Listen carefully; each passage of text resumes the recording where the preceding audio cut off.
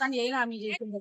Current bill వస్తుంది, 2500 ఇస్తున్నాడు, gas free అన్నాడు, పింఛన్ ఒక నెల పడితే ఒక నెల పడతలేదు, ఇల్లు వచ్చినట్టే, నీళ్ళు వాడుకునేట్టు ఏం నీళ్ళు లేవు. అసలు ఏంది బతుకు, ఏంది ఈ జీవితం, ఏంది ఏం బిక్తున్నాడు. రేవంత్ అసెంబ్లీకి పోతే ఎందుకు వచ్చిర్రు అన్నాడు. 20 మందికి పోయినాం మేము కలవనికి, అసెంబ్లీకి పోతే కలవనియలే, బాంబు పెట్టి పేలుతామంట. ఆయనకి ఎందుకు వెళ్తాము, అంత పిచ్చలమ్మా.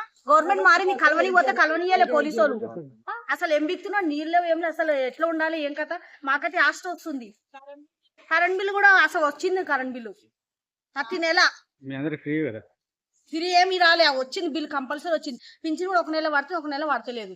6 హామీలు చేస్తాను, ఏ హామీలు ఇస్తలేడు. గ్యాస్ ఫ్రీ అన్నాడు, అదే 2500 అన్నాడు, అదే అన్నాడు, ఏది పింఛన్ వేస్తాడు, ఏం వేస్తున్నాడు, ఏం బిగుతున్నాడో ఏమో.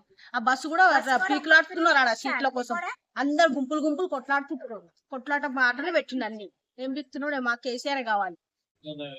కాంగ్రెస్ ప్రభుత్వం ఎట్లుందంటే ఫస్ట్ జనాలు ఏమనుకున్నారంటే, సరే 6 గ్యారంటీలు కాకుండా సరే 2 సార్లు బీఆర్ఎస్ కి ఇచ్చారు కదా, కొద్దిగా ఏమైనా చేంజ్ ఉంటే ఏమైనా బెటర్ ఇన్కమ్ వస్తామని ఫస్ట్ అనుకున్నారు.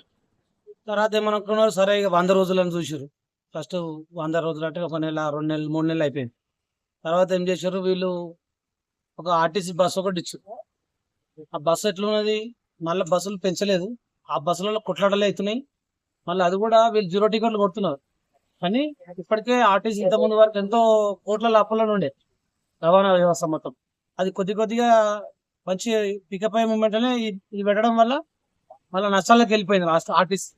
దానివల్ల మళ్ళీ కూడా లేడీస్లకు అవమానంగా ఫీల్ అవుతారు కొందరు. ఎట్లా అంటే జెంట్స్ వస్తారు బస్సులలో పోతే ఎట్లున్నది అంటే పరిస్థితి, అమ్మ జర మీరు టికెట్ తీసుకోలేరు కదా మీరు దిగు అన్నట్టు ఆ లేడీస్ సీట్ల వరకే పరిమితం అవుతుంది. అప్పుడు ఎట్లుంటుంది అంటే లేడీస్ వస్తే వాళ్ళ సీట్లతో పాటు ఇంకొంచెం సీట్లు కూడా ఇచ్చి పక్కకు జరుగుతుండే. ఇప్పుడు ఏంటంటే మీరు ఎట్లా ఫ్రీగా ఎక్కుతారు కదా, మీరు పక్కకు జరుగుతుంది. అట్లా వాళ్ళు ఎంతో మంది ఇబ్బంది అవుతుంది. అది ఫస్ట్ గ్యారంటీ పక్క. ఇంకా రెండవది, మీరు అందరూ చూసారు డిసెంబర్ 9 నాడు ఊర్రి మీరు 2 లక్షల రుణమాఫీ అవుతుంది పక్కా అన్నాడు. అది కూడా అయిపోయింది, 100 రోజులు దాటింది. అది ఇంతవరకు అతి లేదు గతి లేదు. అసలు దాని గురించి మళ్ళీ ఇప్పుడు నిన్ననే మనం విన్నాం, ఏది దేవుళ్ళ గుళ్ళ కాడగా పోయి బొట్లు వేసుకుంది ఏమని, లక్ష్మీ నరసింహ స్వామి మీద ఒట్టు, ఇక కనబడుతున్న ఏ దేవుళ్ళ మీద ఆడ ఒట్టు. నేను బొన్గిలో కూడా అనుకుంటా సభలో ఒట్టు అని పెట్టి ఖచ్చితంగా ఈసారి మేము ఈ ఆగస్టు 15 వరకు వేస్తా అన్నాడు. అంటే ఆల్రెడీ 2 పంటలు ఖతమైనాయి. డిసెంబర్ పంట వడ్లేదు ఖతమైంది, బోనస్ లేదు, ఇప్పుడు బోనస్ లేదు. మళ్ళీ ఆగస్టు వచ్చే వరకు మళ్ళీ ఇంకో పంట వస్తుంది.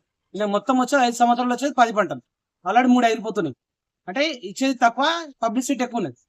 500 రూపాయల బోనస్ లేదు, మళ్ళీ అదంతా ఇచ్చిపెట్టు. రన్నింగ్ ఉన్నది అయితే 15,000 ఇస్తున్నాడు. ఏది రైతు భరోసా, ఇంతవరకు 10,000 గతి లేదు.